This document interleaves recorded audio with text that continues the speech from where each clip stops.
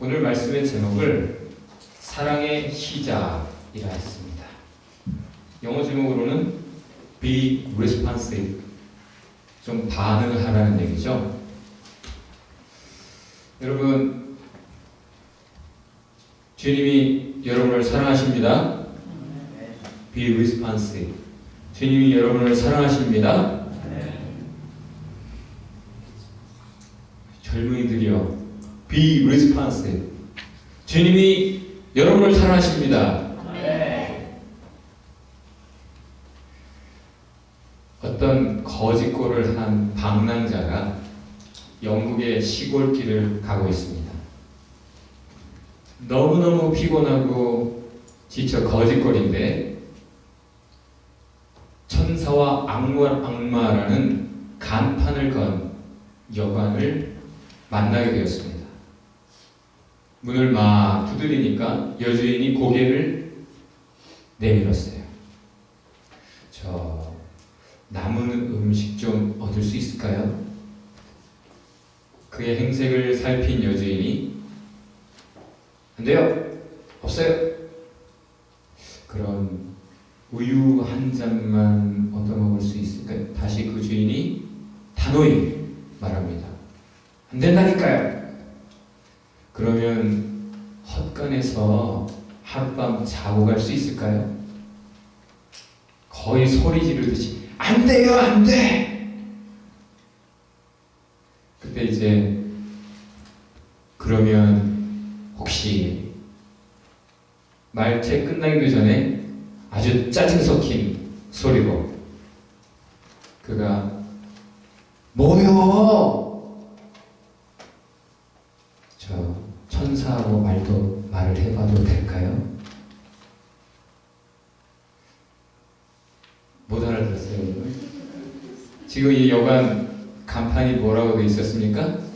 천사와 악마. 지금 여주인하고 대화해보니까 이 사람이 누구다? 그래서 자기를 누구하고 얘기하고 싶다? 조금 늦네요. 우리가 사는 모습을 보고 우리와 대화해보고 관계해보고 우리에게 사랑이 있는가 없는가 그걸 보고 사람들은 우리가 천사인가 악마인가 하나님의 자녀인가 마귀의 자녀인가 그렇게 판단합니다. 오늘 본문은 인간이 가진 사랑 중에 하나님을 향해 가진 사랑에 대해서 생각해 보게 합니다. 요셉이라는 사람이 다크호스로 등장을 했어요. 혜성같이 갑자기 나타났습니다. 이 사람은 국회의원급이에요. 아주 고위 인사, 경건한 정치인입니다. 다른 사람들과 달리 예수를 죽여야 우리가 산다, 밥그릇을 지키기 위해 예수를 죽인 그들과 뜻을 같이 하지 않았고 그들과 동참하지 않았어요. 이 사람이 어떤 사람이었는가는 마지막 표현이 제일 잘 말해주고 있습니다. 하나님 나라를 기다리는 사람이었다. 모든 유대인들이 하나님의 나라를 기다리고 있었기 때문에 이 표현을 굳이 이 요셉을 위해 쓴다는 것은 좀 다른 의미를 갖습니다. 하나님의 나라를 기다리는 사람이 어떻게 사는가? 그것을 예수님이 계속 말씀하셨는데 예수님의 말씀처럼 살았다는 얘기예요. 그냥 말로는 하나님 나라를 기다리고 이기적인 철부지한 생각으로 하나님 나라가 빨리 왔으면 좋겠어 그렇게 말하는 사람이 아니라 정말 그의 삶이 그의 영이 하나님을 바라보고 사는 사람이라 그의 삶 속에서는 good and upright NIV가 표현하고 있는 그 표현으로 정말 선하고 올곧은 모습이 있었다라는 것입니다. 사실 마태와 요한이 이 요셉에 대해서 더 자세히 분명하게 말해주고 있어요. 요셉이 누구냐? 제자였단 말이죠. 지난주 말씀 기억나요? Attendant, believers, disciples. 주님을 가까이 따르는 제자들. 드러난 제자들이 있는 반면에 이렇게 남들은 모르지만 진정 주님의 제자로서 살아가는 사람이 있었습니다. 왜? 주님을 마음으로 삶으로 가까이 따르면서도 그의 가르침 속에 살면서도 왜 숨어서 그렇게 살아가는 것이었을까요? 요한이 말해줍니다. 유대인들을 두려워했기 때문에. 출회라는 것이 있어요. excommunication. 이것은 군대에서 기수여대 정도가 아니에요. 이것은 완전히 파문, 휴방, 왕따, 그 어떤 말로도 사실은 충분히 설명이 되지 않는 겁니다. excommunication, 출회를 당한다? 그럼 이 사람은 더 이상 사람 대접을 못 받는 거예요. 하나님 은혜 밖에 있다라고 정죄하고 완전히 버려버리는 겁니다. 예수를 변호하고 예수와 함께하는 듯해 보이면 누구나 출회하기로 작정하고 사회가 돌아가고 있었어요. 고위인사로서 모두가 다 한 방향으로 그렇게 예수를 죽이고 있는데 자기가 차마 예수의 제자인 것을 버젓이 드러낼 수 없었습니다. 그러다 그가 왜 지금 담대히 나선 것입니까? 마가복음에서는 이 기록에 당돌히라는 표현을 쓰고 있어요. 당돌하게 빌라도에게 가서 지금 누구의 시체를 달라고 해요? 예수의 시체를 달라고 해요. 지금 예수 편에 섰다가는 같이 죽을 수 있는 상황입니다. 자기 살기 위해서 제자들도 가까이 따르던 제자들, 예수님과 한편이었던 제자들도 다 도망간 상황이에요. 그런데 그가 여태 두려워서 숨어 있었는데 왜 이제 담대히 나서서 그 두려움을 넘어서서 자기의 뉴튼 새 무덤, 아무도 장사 지내본 적 없는 새 무덤을 주님을 위해 드리는 것이고, 왜 주님을 위해 쓰는 것입니까? 왜 그렇죠? 지금까지 자기가 무덤을 가졌다는 것은 뭔가 자신을 위해 애써서 생각하고 계획하고 실행해서 준비한 것이다라는 말이 되지 않겠어요? 왜 요셉이 갑자기 이렇게 바뀌었을까요? 그는 지금까지 숨어 있었을 뿐 진정한 제자로서 주님을 사랑하는 사람이었습니다.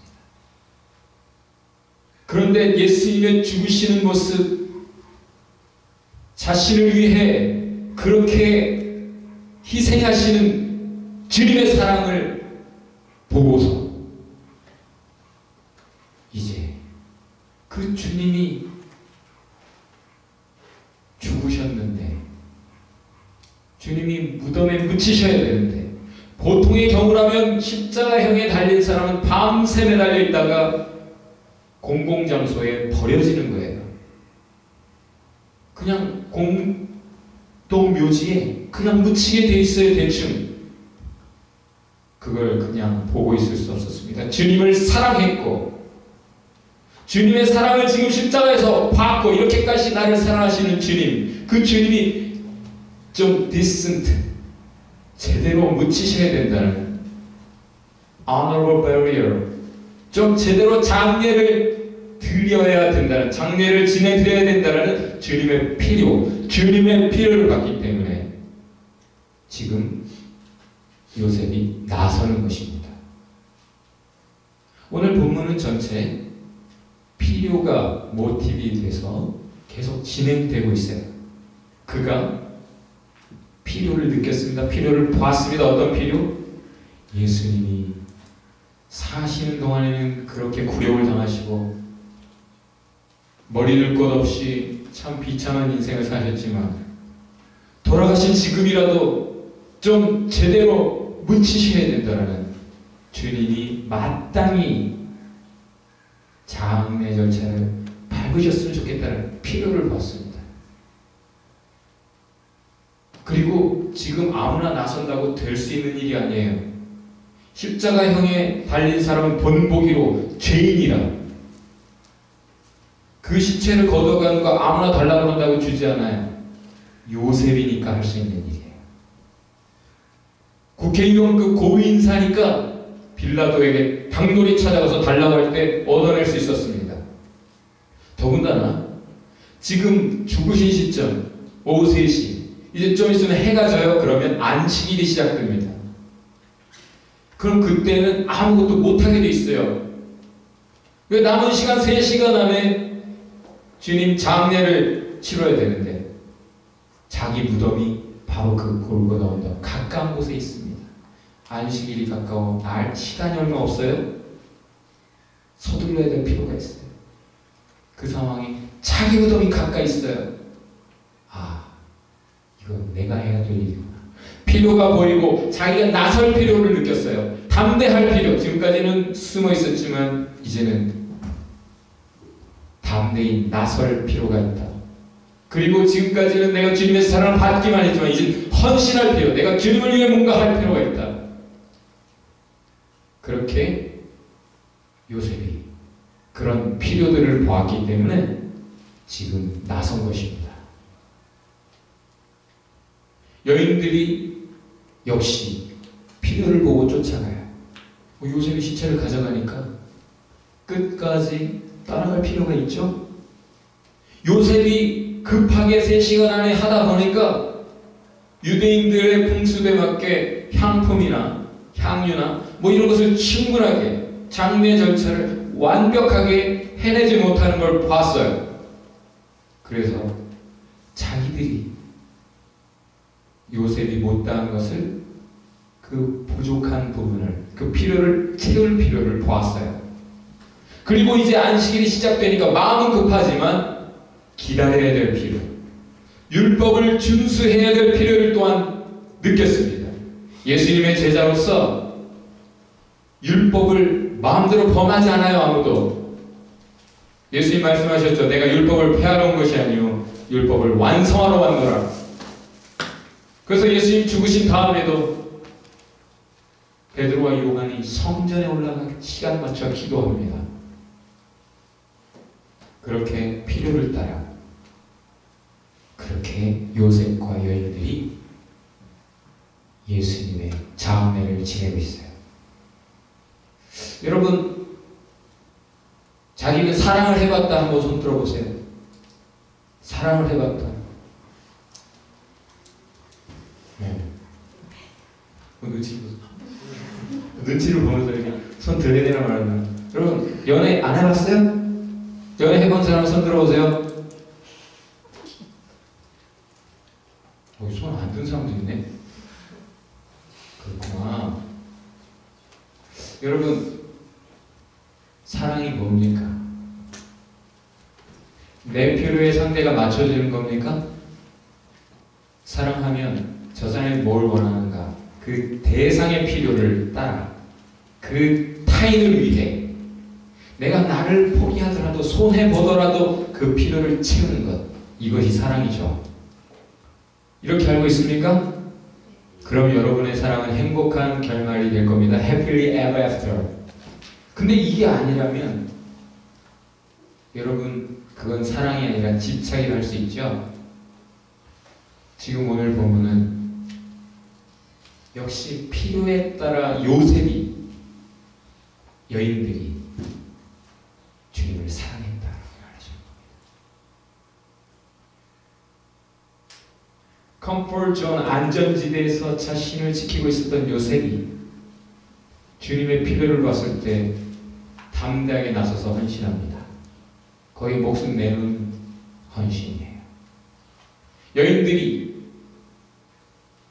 그 부족을 보고 요셉 그거밖에 못해? 하려면 제대로 해야지. 그게 뭐야? 블레이밍 하지 않습니다. 오직 주님의 필요가 관건이라 그들은 조용히 수고합니다. 말없이 준비합니다. 주님도 평생 우리의 필요를 따라 사셨어요. 그 주님을 사랑하십니까? 그 주님의 필요가 보입니까?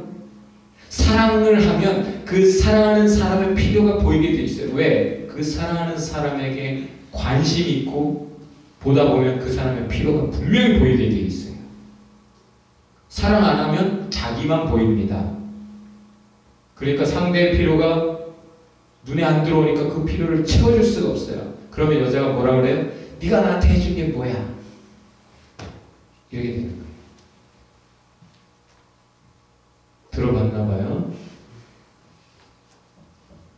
그 주님을 사랑해서 그 주님의 필요를 보고 이제 사랑을 시작하는 요셉의 이야기. 그게 오늘 본문입니다. 주님의 사랑을 알면 주님을 사랑하게 되고 사랑의 삶이 시작되는 것입니다.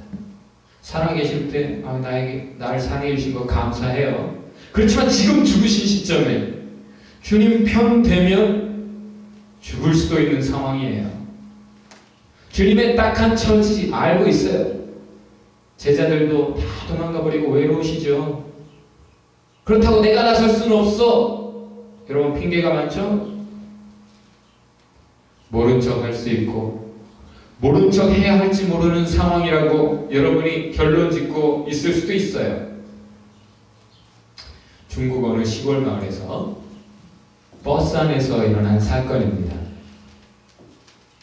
예쁘게 생긴 어떤 여자를 험악하게 생긴 두 건달이 희롱을 하고 있었어요.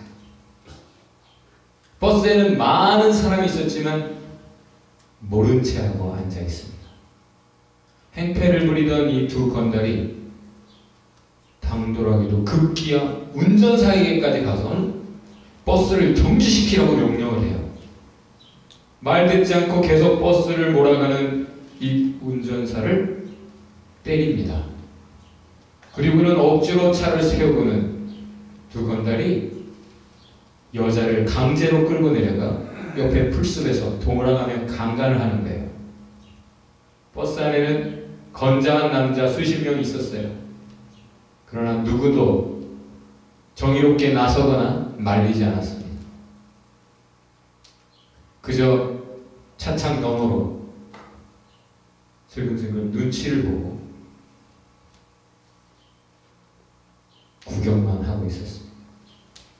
남의 일에 참견했다가는 칼이라도 맞을까봐 두려웠기 때문이죠.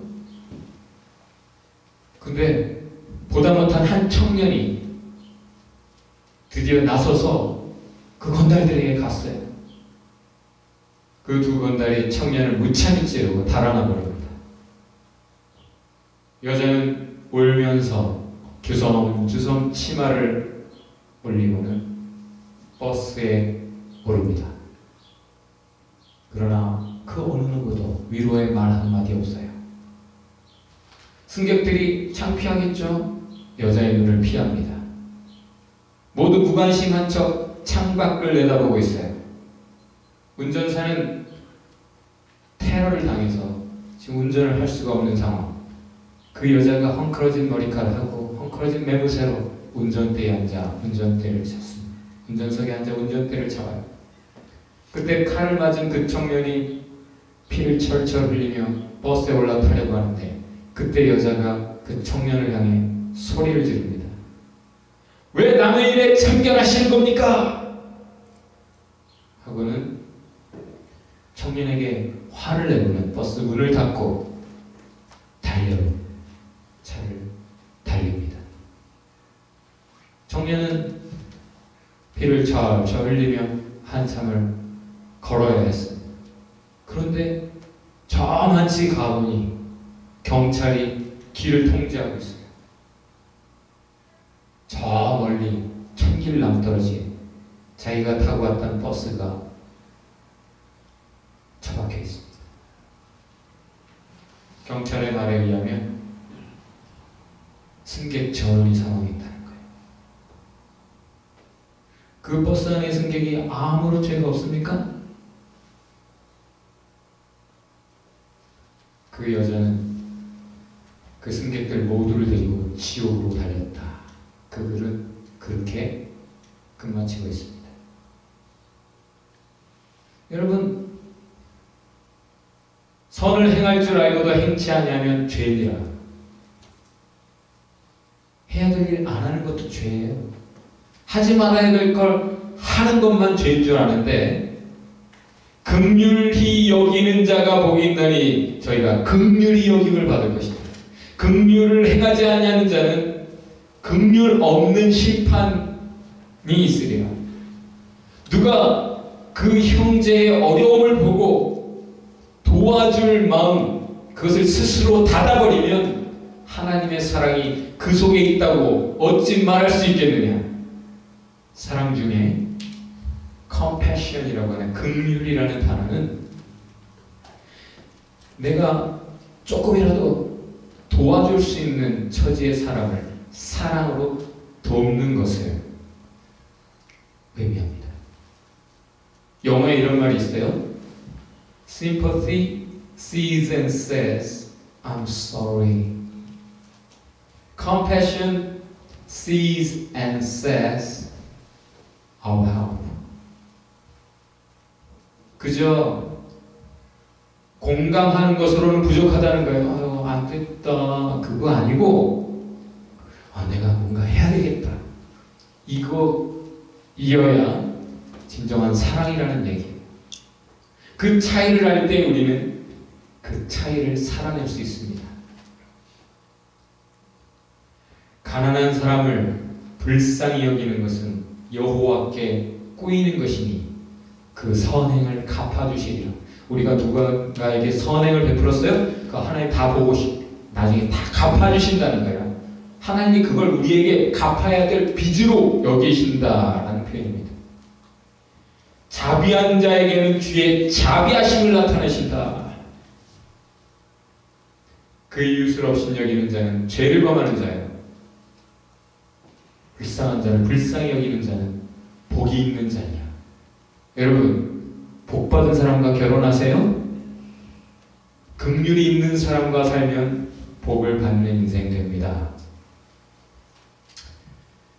어떤 하버드 학생이 아프리카에 있는 슈발처 박사를 만나기 위해 가르침을 한 수 부탁하기 위해 그 먼 길을 갔어요.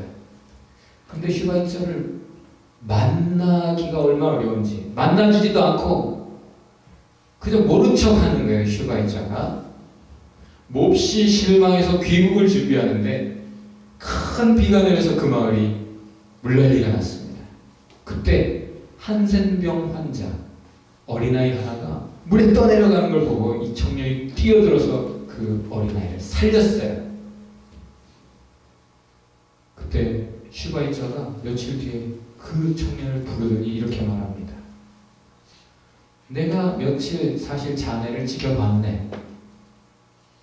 전혀 나를 만날 준비가 안 되어 있더군. 내가 자네를 만날 가치를 느끼지 못했네. 그런데 아이를 구해주는 것을 보니 자네에게 긍휼의 마음이 있구만. 세상을 구하는 것은 약이 아니네. 의사도 아니네. 오직 긍휼의 마음이네. 여러분, 지금 이 세상에 왜 병들어 있습니까? 왜 더 병들어가고 있습니까? 그것은 우리가 그 긍휼의 마음으로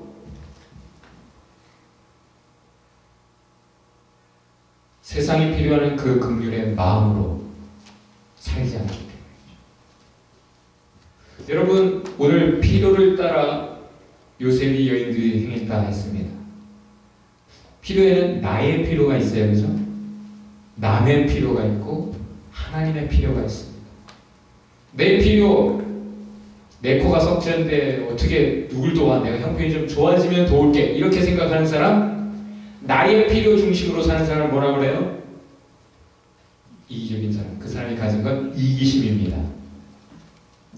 그런데 남의 필요를 중심해서 거기에 집중해서 사는 사람, 이타심을 가졌다 말합니다. 하나님의 필요를 중심에서 사는 사람, 신앙심을 가졌다 말합니다. 그런데 사실 신앙심을 가진 진정한 신앙적인 사람은 이타심을 가질 수밖에 없어요. 왜냐하면 예수님이 이렇게 말씀하셨어요. 너희가 이 세상에 지극히 작은 자 하나에게 한 것이 나에게 한 것이다. 정말 불쌍한 사람 돕는 것이 나에게 하는 거야. 그래서 주님은 또 이렇게 말씀하세요. 너희가 받고자 하는 대로 먼저 줘라. 너희가 줘봐 좀. 그러면 내가 네가 주는 걸 보고 너희 그릇 있지? 그것을 내가 후히 막 옛날에 시장에 가면 대박에 막 후히 되어 누르고 막 흔들면 또 내려가잖아요. 조금 더 얻을 수 있잖아요. 후히 되어 누르고 흔들어 너에게 안겨주리라. 저요 저요 하지 않아도 어이쿠 놓치지 않게 우리 무릎에 얹어주신다는 얘기예요. 먼저 줘라. 항상 하나님의 방식은 나부터 챙기는 사람에게 복 주시는 것이 아니라 하나님께 받은 사랑을 남에게 할 줄 아는 자에게 하나님이 더 사랑과 은혜를 부으신다라는 겁니다. 그렇게 믿습니까 여러분? 그런데 그렇게 사는 사람이 얼마 없어서 그렇게 사는 사람 한 사람을 만나면 많은 사람이 눈물을 흘리며 감동을 해요. 한국 사람 중에 김홍섭 판사라고 있었는데 그 사람은 긍휼의 마음을 가진 법관이었습니다. 그는 법정에서 피고인들에게 형을 선고한 후에 그냥 가만히 있지 못했어요. 법대로 하지만 형이 집행된 선고된 후에는 그 사람을 면회하러 조용히 다니고 그 사람이 들어가 있는 동안 더 어려운 그 가정 식구들을 돌보는 그런 사람이었어요. 이런 인간애를 가졌기에 사형 선고를 받은 죄수들도 눈물을 흘리며 그에게 감동했습니다. 그는 줄곧 저녁 식사를 하다가 갑자기 숟가락을 놓고 막 우는 거예요. 지금 선고받은 피고가 그 차가운 감옥에서 고생하고 있고 그의 가족이 고생하고 있을 생각을 하니까 밥이 목에 넘어가지 않는다. 결국 그가 51세에 죽습니다. 그 이유는 간경화로 알려져 있지만 사실은 영양실조라는 거예요. 도저히 밥이 넘어가지 않았어. 판사가 영양실조로 죽었습니다. 지금 우리 건강한 사람들 다 긍휼이 없는 사람일지도 몰라. 밥만 좋아해요 여러분? 아브라함에게 이렇게 말씀하세요. 내가 너로 큰 민족을 이루게 할 거야. 너에게 복을 줄 거야. 네 이름이 참대하게 할 거야. 너는 복의 근원이 되게 할 거야. 그래서 너를 축복하는 자 내가 축복하고 너를 저주하는 자 내가 저주하고 땅의 모든 족속이 너를 인하여 복을 받을 거야. 자, 아브라함에게 복을 왜 주시겠다는 거예요? 복을 왜 많이 주시겠다는 거예요? 온 세상에게 복 주시기 위해. 여러분, 저와 여러분을 왜 하나님이 사랑하시죠? 온 세상을 사랑하기 위해. 타이타닉이 빠질 때에 북대서양을 지나다가 그 큰 포화 여객선 타이타닉이 침몰할 때에 그 배에는 존 하퍼라는 전도자가 타고 있었대요. 그는 전도하러 가고 있는 중이었어요. 그런데 배가 침몰하자 이 사람이 물속에 빠져가지고는 주위를 둘러보더니 한 젊은이로 다 헤엄쳐서 애써서 헤엄쳐서 막 가는 거예요. 가가지고는 젊은이 구원 받았는가? 그때 아니요! 하는 순간 두 사람의 사이를 파도가 갈라놓았어요.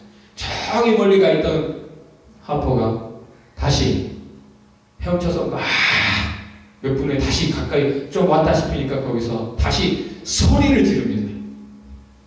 젊은이, 하나님과 화해하였나? 관계 회복했나라는 거죠. 아직 못했습니다 하는 순간 파도가 존 하퍼를 삼켜버렸습니다. 그리고 다시 떠오르지 않았어요. 2주 후에 뉴욕의 한 교회에서 이 젊은이가 간증을 합니다. 여러분, 저는 존 하퍼의 마지막 구원자입니다. 여러분, 죽어가는 영혼들이 보입니까? 사랑하면 보여요. 사랑하면 그 사람의 필요가 보이고 그 사람을 위해 해야 될 일이 보입니다. 이전에 안 하던 일을 시작하게 됩니다. 사랑이 시작되는 겁니다. 여러분, 사랑이 안 보여서 그렇습니까? 하나님의 사랑을 몰라서도 아니요, 하나님을 사랑한다고 말하면서도 하나님의 필요가 보이지 않는다? 이거 어불성설 말이 안 돼요. 하나님의 필요가 안 보여서 여러분이 하나님을 향한 사랑, 하나님을 위한 사랑 시작을 못하고 있습니까? 여러분, be responsive. 다 같이 해봅시다. be responsive. 이런 시가 있어요. 먼저 영어가 좋으니까 영어로 한번 읽어드릴 테니 한번 들어보세요. Christ has no body now but yours. No hands, no feet on earth but yours. Yours are the eyes through which he looks with compassion on this world. Yours are the feet with which he walks to do good. Yours are the hands with which he blesses all the world. Yours are the hands. Yours are the feet. Yours are the eyes. You are his body. 다 알아들었지만 한글로 내가 번역을 해봤어요. 그리스도께서는 이제 몸이 없습니다. 그의 손도 발도 이 땅에 없습니다. 오직 당신의 눈을 통해 보십니다. 긍휼의 눈으로. 오직 당신의 발로 선한 일을 위한 걸음을 떼십니다. 오직 당신의 두 손으로 세상을 사랑하십니다. 당신의 손입니다. 당신의 발입니다. 당신의 눈입니다. 당신이 그의 몸입니다. 사랑의 시작은 주님께서 하셨습니다. 이제 우리가 사랑을 시작할 때입니다. 그렇게 인생들에게 사랑의 역사가 계속 시작되어야 합니다. 오늘 말씀 결론은 주님의 사랑을 알라라는 거예요. 주님을 사랑하라는 겁니다. 사랑의 삶을 시작하는 겁니다. 삶으로 사랑을 시작합시다. 우리 옆에 분에게 손을 잡고 질문해 봅시다. 주님의 사랑을 아십니까? 사랑을 시작합시다. 다시 한번 질문해 보세요. 눈을 들여다보면서 필요가 보이십니까? 필요를 채우세요. 자, 손을 잡아 우리 권면합시다. 새깁시다. 축복의 통로이십니다.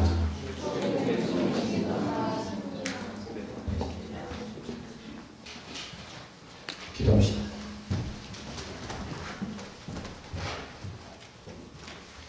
여러분 마음으로 영으로 기도하시기 바랍니다. 주님, 머리로만 입술로만 사랑했던 삶을 용서하여 주옵소서. 내 중심으로 살았던 것, 어리석은 순서를 용서하여 주옵소서. 삶으로 사랑을 시작하게 하옵소서. 참 신앙심과 이타심으로 주옵소서. 필요를 채우는 축복의 통로 되게 하옵소서. 주님의 몸으로 주님의 마음을 시원케 하는 인생 되게 하옵소서. 같이